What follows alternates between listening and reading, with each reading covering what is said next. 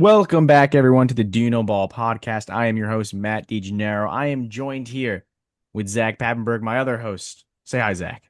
What's going on, everybody? Happy to be back. No, it's been a while, but we are back in action and Yes, ready this to go. this is episode 66, right, Zach?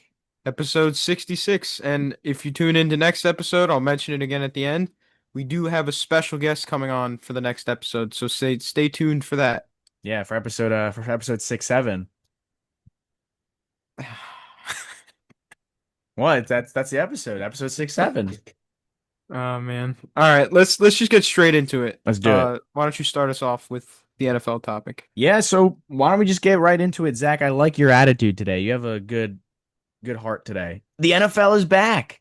Football, everyone's favorite sport, is back. Football's my favorite sport. I love football. Who doesn't love football? Me being the big Cowboys fan I am, right? We'll touch on some games, but yes, NFL is back. Me and Zach are going to talk about the really big games that happened, and we'll give a little bit of some predictions for the Super Bowl and who we might think will win. So, why don't we start with the big one, the Bills versus Ravens game?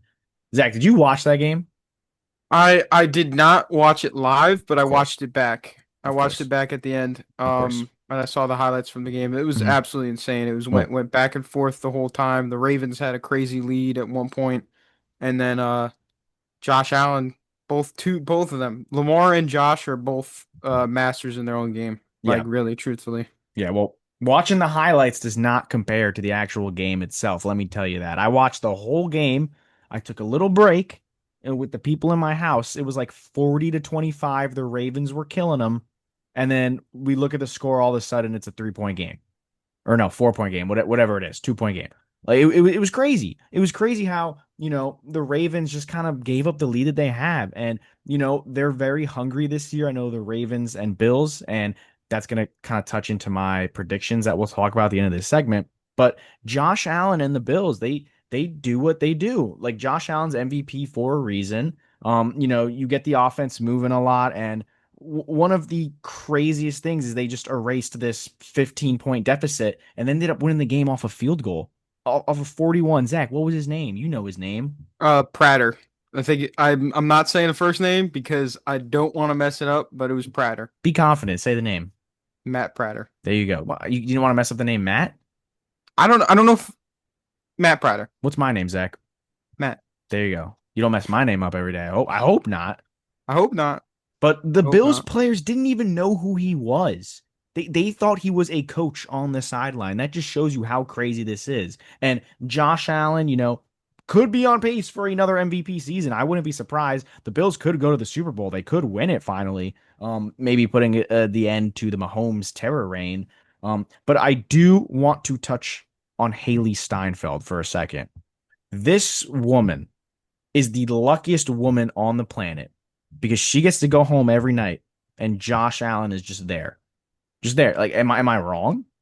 Do you know how I lucky she mean, is? no, that's not exactly what I was going to talk about with this game. What I wanted to mention to Oh, you okay. before, yeah, so we don't spend Am I 15 wrong minutes though? talking about Haley Steinfeld. No, am Well, I I wanted to wrong talk to you though? about this game. You're not. Sure, you're not wrong. Oh yeah, new But setup by the way, everyone. I'm in my dorm, not dorm, in a house, new house. This will be the setup for the year. So well, the thing I wanted to talk to you about with this game is the DeAndre Hopkins catch. Did you see that grab? I One of did the see that. craziest grabs I think I've seen ever in a football game, and it was like literally on par with the Odell Beckham catch. That Uh, was his first, and it might have been his only target of the entire game. But that was his first target in a Ravens uniform, and that's crazy. That's crazy to do that. His hands are to always do ready, that, always ready. big play in the game, down the field, perfect throw. It couldn't have been thrown any better by Lamar, and it just so happened to find at least one hand of DeAndre Hopkins. It was absolutely insane. Hmm. That back and forth the whole time. Keon Coleman had a great game. James Cook had James another great Cook, game. Um, Zay Flowers did good for the Ravens. Derrick Derrick Henry did really Henry. good for the Ravens. It was just an absolute blast watching that game. If you're a football fan around anywhere around the world, you were tuned into that game, and it was literally probably cinema for you because Yeah. it and those two teams really have a factor in my Super Bowl favorites for Yeah. this year as well. Hmm. Because you gotta think about all the other angles and stuff like that. But Yeah. what a game! What a game Yeah. for I the mean, Bills! What a win for the Bills! And like, how do you if you're the Ravens, how do you come back next week? Because like you left your heart and soul on the field. Whoever lost that game, it was going to be a tough loss. yeah, my question is why not run it? Like why like in the Ravens perspective, it's you're gonna look back on it and at the end of the day, sometimes one loss in the regular season can really come back to bite you. In the case of a team as good as the Ravens are, I don't necessarily think that's gonna be the case. But you just think, maybe run the ball. You think about a couple other options. Like Lamar really did everything he could. Derrick Henry was great, as you said. Zay Flowers, of course, was great as well. But it was a little questionable at the end and how they let that happen and let that lead slip away like that. But that also is just a testament to how good the Bills are and how good Josh Allen really is. And like I said, Haley Steinfeld, super lucky woman because she gets Josh Allen. She lives with Josh Allen. That's all it is in the presence of the GOAT. But in overall, like for that being like probably the biggest game that happened this weekend, we had a pretty good slate of first week games for the NFL. Um, I think that's everything we could touch on for that game. We can go right into the For that next game, game. yeah. Yeah, the next game was pretty crazy as well. I mean, Herbert and the Chargers against the Chiefs, that's a great opening, week matchup. But Herbert, I've been seeing a lot of things about this guy coming into this year. There's a lot of pressure on him coming into this year.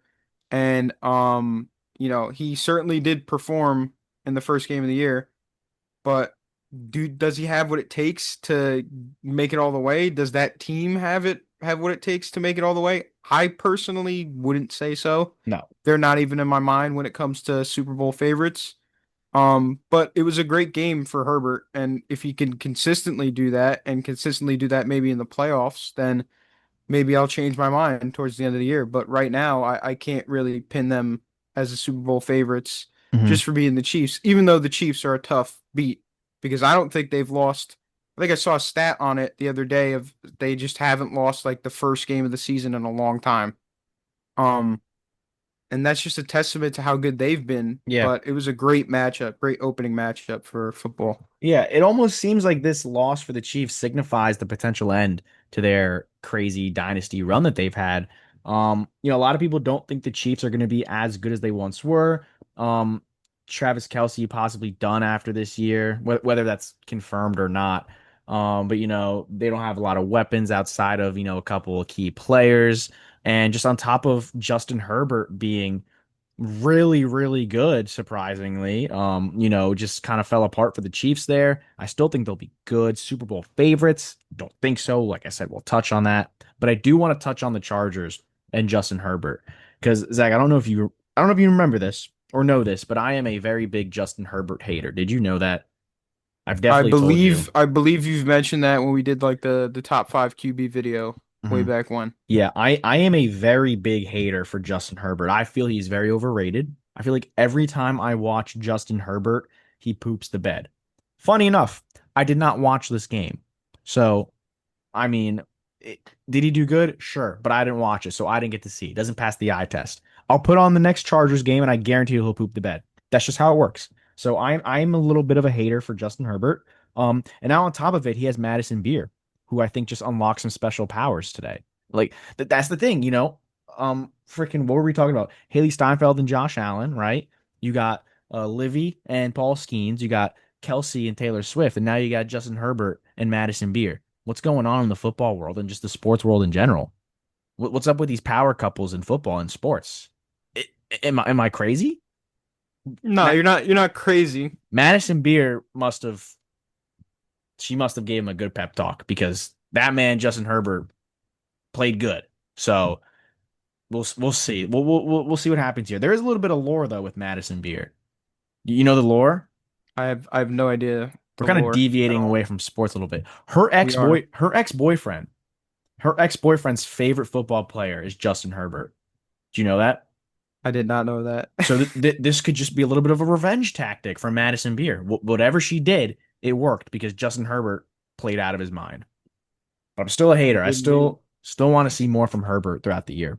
Chargers Yeah, won't win the he's Super he's Bowl. gotta he's gotta step it up in some way somehow because the past couple years. I mean, the Chargers have, you know, Lad McConkey's a great example of like the young talent that they have. Poll. He's really good wide receiver. Holy He poll. played very good for them in the playoffs last year. Was one of the only bright spots.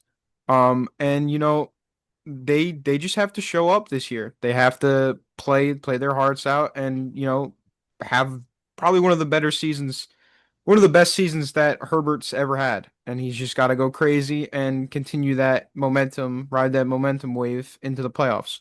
And if he could do that and at least make a deep push in the playoffs, then I would change my thoughts on Herbert or whatever. And I'm sure maybe you'll get some respect for Herbert if he does that. But that's a big if. And we're gonna have to wait and see because the NFL season has just started back up. But with that being said, let's just hop straight into our Super Bowl favorites. For me, it's pretty simple. It's pretty easy. I don't think it's gonna be another Chiefs, whoever else Super Bowl because I don't think the Chiefs are at that point anymore. Kelsey's just getting older. He's not the same player. He had one of his worst years last year.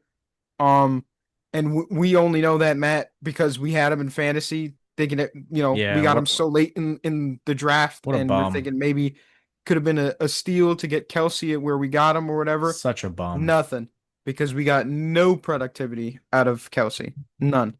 So I don't think it's going to be a Chiefs whoever type Super Bowl, but I do think, in my eyes, I think the Super Bowl favorites for me this year is the Buffalo Dallas Bills. Cowboys. Oh, Buffalo Bills are my I thought you said Dallas Cowboys. nope. Sounded like Dallas Buffalo, Cowboys. not even in the slightest. Okay. My Super Bowl favorites for this year are the Buffalo Dallas Bills. I Cowboys. feel like they're overdue as all hell. They need this. They need this. And they've come a long way. Josh Allen's come a long way as a QB. He's grown into a powerhouse, the powerhouse that he is today. I just think that team is so talented offensively, defensively. I think they have what it takes to get there to win a Super Bowl. It's just a matter of if they could do it, if they could pull it off. They've put on great playoff performances, especially last year, even when they got eliminated. And it's every game they seem to play, it's always a hard fought game. So I'm going with the Buffalo Bills for the Super Bowl favorites for Mhm. this year. Yeah, there's only one right answer, and it's the Dallas Cowboys. It's just the year. Are you really gonna fucking say, excuse my language, are you really gonna say Dallas Wow. Cowboys? Yeah, I know, big F bomb dropped. You caused that one, but are you really gonna sit here and say Dallas Cowboys like with a serious face? Yeah. When am I ever not serious on the spot? You're not gonna. This is your real level. You really think the Dallas Cowboys are gonna win the Super Bowl this year? I think it's our year. Alrighty. It could be the Bills. If it's not the Cowboys, I'll say the Bills. I mean, there's a lot of teams out there that could that have the potential, but But in my eyes, it's the Bills. before I get crucified, I should clarify. The Bills are my pick as well. I think it's either the Bills or Ravens this year. I think whoever's more hungry. I think the first game of the season was a really good like test to see who it is. And Josh Allen really has the ice in his veins and just clutched up at the end. Now, if they meet again, which they probably will at some point, possibly in the playoffs, it could go a different way. I mean, Lamar has been known to choke in the playoffs, and the Ravens have, in recent years at least, with him, have not been able to get over that hump. So I would be okay with either team, making it, but I do think it'll be one of those two teams. But if you told me it was the Chiefs again, despite me not thinking that they're as good this year, would not be surprised. But I said Dallas Cowboys. You know what I just realized, Zach? What? We never had the opportunity to talk about Micah Parsons on this podcast. We didn't. We did We not. never got the opportunity to talk about Michael Parsons. Now, granted, I know it's very late, but I'll give my little 2 cents on it real quick regarding Jerry Jones and the Dallas Cowboys organization. There's only so many words that I could say about Jerry Jones that'll keep this podcast on air. So I really have to be kind of somewhat family friendly. Jerry, I think it's time you just pack up your things and you go take a vacation. That's the best way I could say it. I know the whole thing with Micah Parsons, him not getting the deal he wanted. Jerry Jones had some under the table deal with him, but he wanted to do it without his agent present. That is kind of sketchy. I don't blame Micah Parsons for not wanting to do a deal, but at the end of the day, there was a deal on the table. So grab your agent, figure it out. And, now Micah Parsons is saying all these things that he was shocked he was traded, as if he wasn't the one that requested the trade in the first place. And he was surprised he was traded a week before the NFL season started. Like I said, as if you're not the one that did request the trade and said you want it out and took it publicly to social media in a way that I've never seen it be done before. And he had like a 4 slide thing on Instagram or whatever, like just addressing the whole scenario. And yeah, I mean, you're in a position, if you're the Dallas Cowboys, you're competing, and I don't see how you can become a better team or think you're in a position to win without a player like Micah Parsons. Like that's a generational guy you just do not trade. And I mean, you got 2 first round picks. Sure, Kenny Clark was great in the first week for the Dallas Cowboys, but at the end of the day, I don't see how you can win a Super Bowl and or be think you can win a Super Bowl, but then do something like that and trade Micah Parsons because you didn't have to. I'm sure they maybe could have mended some relationships and maybe gave him that contract extension that he wanted throughout the season, or at least played out the year with him. Maybe the Cowboys make a run. I don't know. They probably won't, but like you just can't do that. And now the Packers, they have Micah, and they're going to be solid, scary Super Bowl contenders. I don't think so, but like they're going to be a good team, and I don't think those picks are going to be high picks at all because the Packers are going to be good. But it's just like Packers fans, you guys are lucky because he's such a good player, and it really sucks because I've seen so many star players for my teams leave throughout the years. I've seen James Harden, Kyrie Irving, Kevin Durant, um, a baseball player that played for the Yankees at one point. They all left, and it sucks. It's not a good feeling. It's not a good feeling, and just seeing this one go down as well, it blows. And I know CeeDee Lamb was not happy about it. I actually had to talk to my professor about it after one of my classes. Um, yeah, I was the only Cowboys fan in that class, so you can imagine all the looks I got. Um, but yeah, no, it's ridiculous. And this is the PG version. This is the PG version. Um, yeah, no, I guess that's about it. It's just you just can't do that if you think you're serious about being a championship contender. You can't. Yeah, very well said. Very well said. But I think we got to talk about get into the baseball world. Let's get into the baseball world for a little bit.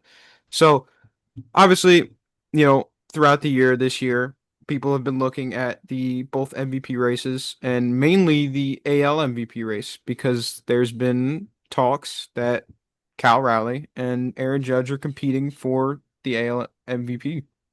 And look, I think it's pretty clear cut in my eyes on who deserves the award and who's going to get the award. Look, I know Cal Raleigh stats are incredible. I mean, average is like 250. It's pretty average for the most part, but then you look at his homers, you look at his RBIs, you look at his OPS, like it's all outstanding. It's great stuff. It's really great work. But in my eyes, I just can't give Cal the MVP knowing what stats Aaron Judge has. Like he's first in the AL for average, he's first in the AL for OPS. He's not too very much behind Cal for home runs. I believe Cal's at like what 50 and Judge is at 44, 53. 53 53. and Judge has 43. Wait, well, actually no, I think he does have 44, but this I think it's website 44 as of tonight or this as of website's today. telling me the website's telling me 43. But yeah, no, I think as of today you are right because he passed Yogi Berra for fifth all time, I believe, Yankee home runs. Yeah. Yeah. Hmm. So I look again, Aaron Judge is my MVP for the AL. As much as I hate to say it because, Yankee bias, but whatever. How can you hate Um, Aaron Judge? You can't. It's like you can't hate Josh Allen. I just don't like anything that has to do with the Yankees. But, I'll give Aaron Judge his flowers when he Little needs to get brother his flowers, even though activities he right really there. doesn't even need it. But anyways, Little brother activities. Aaron Judge is without a doubt in my mind, the AL MVP. Yeah. 100%. Hmm. You can't with those stats, three for a guy of his stature to bat 321 alone, like that singular stat alone is just ridiculous. Hmm. Because, you see like the power hitters in the league, mainly like they bat like 270, 280. Like what is Ohtani? Like 270 Probably.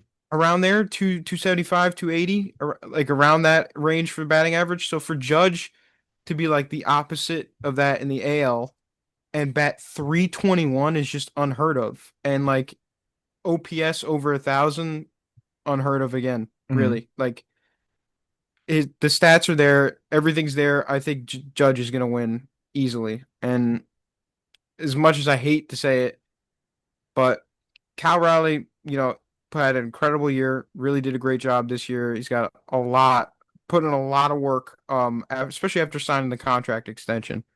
Um, and Mariners fans could be really happy with the way that he's performed.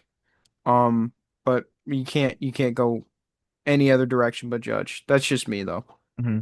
No, yeah, like I'm gonna be super biased here, but obviously I do think Aaron Judge deserves to win MVP. Not just because I'm a Yankee fan, but the stats and everything, like they don't lie.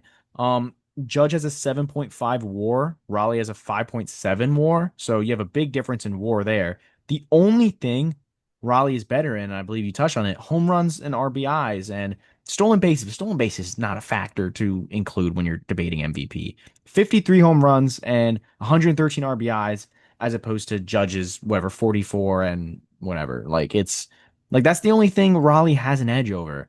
When it comes to batting average, OBP, slugging, OPS, OPS plus, Judge kills him. Like not even like beats him. Judge kills him in all five of those categories. And on top of that, like I said, WAR as well. That's a big deciding factor as well. Aaron Judge statistically is having a better year than Cal Raleigh. If we are judging this based off of home runs and RBIs, sure, give Cal Raleigh the MVP every year. Every year. Whoever leads the league in home runs and RBIs, give him the MVP. But if we're talking as a whole, most valuable, Aaron Judge is the MVP. But they're not going to give it to him. They're going to give it to Raleigh because he's a catcher, because he's a switch hitter, because he's doing something a catcher has never done before. Like they care about storylines when it comes to MVP. And that is exactly why they're going to use that as a reason to give it to Raleigh. And we've talked about this a lot before. But yeah, Um, we've talked about. I was just about to say we could use that classic phrase that we've been using for the however long, the the Embiid, yeah, Joel Embiid MVP award. We just could use that. We've been using that phrase for a long time now, so yeah, we could very much use that in this case if Riley gets the award. And you yeah, know what? I mean, I would love to see Riley get the award. I really would. I really would. Switch hitting catcher, highly talented, very good bright spot for the Mariners. I would yeah. love to see him get the award. It just can't happen. It just can't because you can't ignore. Like I got into the very basic stats. You brought up WAR. I'm sure if you look at other stats like OPS plus, like you said, and a bunch of other things on like Baseball Savant and everything else like that, I'm sure Judge kills him in all that too. I'm sure he does. And look, it's just hard to ignore that because yes, if you want to give an MVP award to the person in both the AL and the NL for leading in home runs and RBIs, go ahead. Like might as well do it. Might as well give it to them. But you can't look at just those two stats. While they are important stats, they're not everything. Mhm. So Yeah. that's kind of where the race is at for me. Yeah, we've talked. I feel like we've talked about Raleigh and Judge before on the pod. We definitely have. With the season coming to a close soon, and the playoffs are around the corner. I think the next time we will address this is when the MVP is actually awarded, or if like we're like in the week or days before the award ceremony and we're still debating. That's probably the next time you'll hear about this topic. But until then. We'll let it ride. I know Judge has not been having, the greatest second half or whatever since coming back from injury. Can't really throw a baseball anymore, looking like me in the outfield. But granted, I still think his stats are better. Even despite playing less games in Raleigh and having less plate appearances. And that just goes to show you.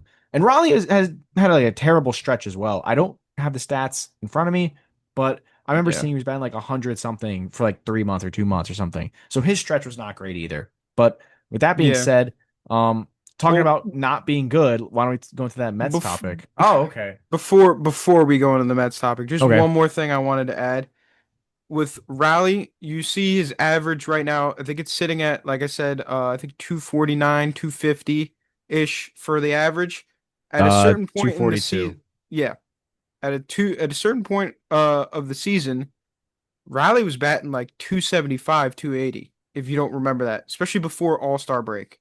He's batting 275, 280.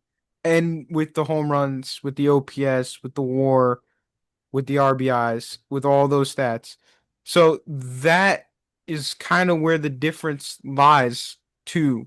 The dip in average, the dip in productivity for the Mariners.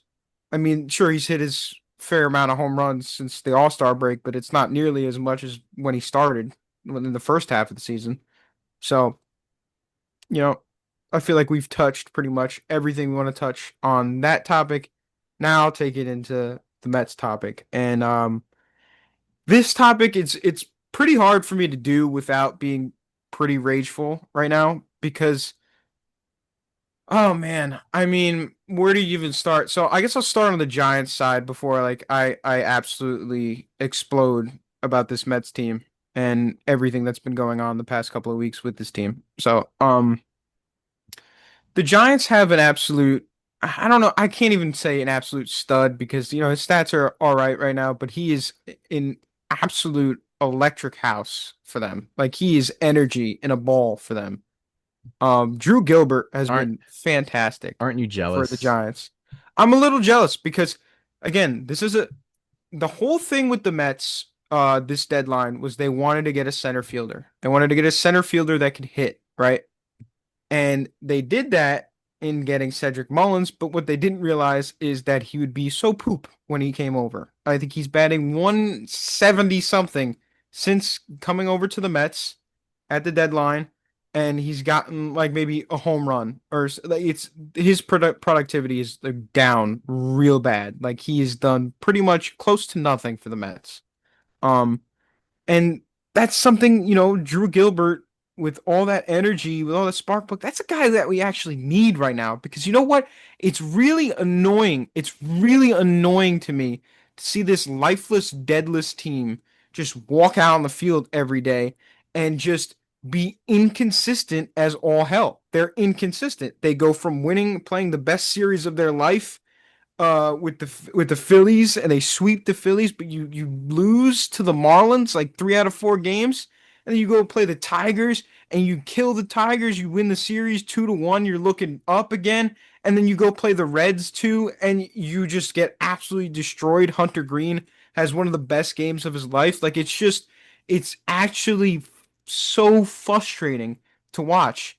And this GM David Stearns, I have a problem because you didn't focus on the thing that needed to be most focused on at the deadline, which is starting pitching. You could have, your whole thought process behind that this year was, oh, we're going to bring up the youth, and that should plug in all the rest of the holes we have in our rotation. We should be A-OK from that point on. And that's newsflash, not how it works, because you know what? Sproat, although he gave up 3 runs, pitched a great game. Tong's been getting, a little bounced around in his second start, but overall he had a pretty good performance, even though he gave up 4 runs. I'm still pretty happy with the way he pitched. The one thing from his first start to his second start was his first start, he couldn't really locate the fastball, but his second start, he was using the fastball way too much. He wasn't mixing up his pitches good. And then the only person that's really been super super solid since coming up is Nolan McLean. Simple as that. And the rest of the guys are just not who they need to be.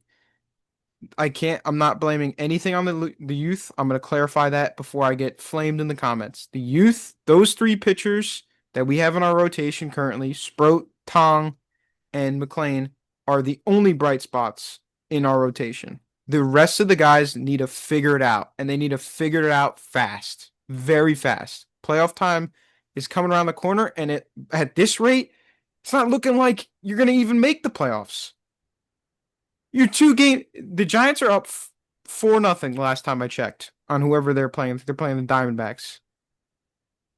If they win, they're 2 games out of a playoff spot, and that bumps us out.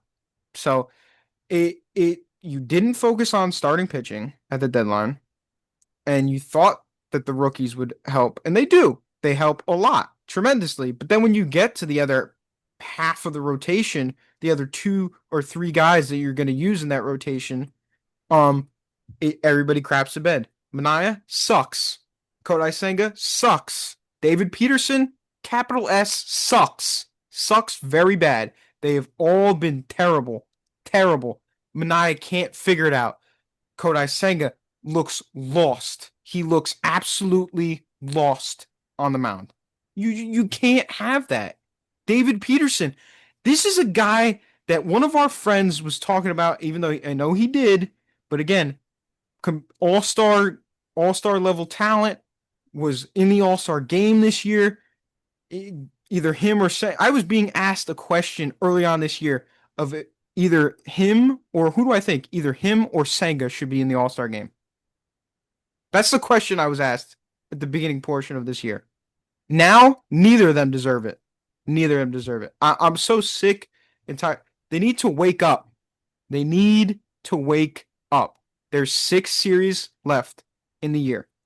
The year is dwindling, and you don't have a lot of time to prove that you're going to be a playoff team. I'm sorry, Matt. This is just a lot of built up frustration. I don't know if you want to add anything to this. No, Um, this is great. but it's just frustrating to watch this team day in and day out, and they go out and it's like, all right, are we gonna get the good version of this team today, or are we gonna get the bad version? Which version are we gonna get? And it's never like the in between. It's always like either or. And I got to tell you, Matt, if I see Clay Holmes pop up as a starter for in a playoff game or anything like that, I'm not all too confident in that at all. Try to warn you. Can't be. But I think as it sits right now, the playoff starters are the rookies, and you gotta take into factor that. You gotta take that into account because you literally can't expect the rookies, although you want them to come up and shove and actually, have great games every time they pitch. That's not gonna happen. And especially their first time in the playoffs, it may be a little rough on them. They may have a tough time. They may have a rough outing. They may lose us the game. All possibilities, all very possible. It's just I can't believe you didn't even like Stearns didn't even look at an arm and forget about it. The bullpen arms and everybody they got at the deadline, they all capital S sucks. I can't. Helsley, Sound like Frank. you got a what a 5 or 6 ERA since you got to figure it out, my guy. Like I I don't got know what's going on. I got laughed at when I said Bednar was better, by the You way. did. You did. And you know what? I really was excited to see Helsley in a Mets uniform.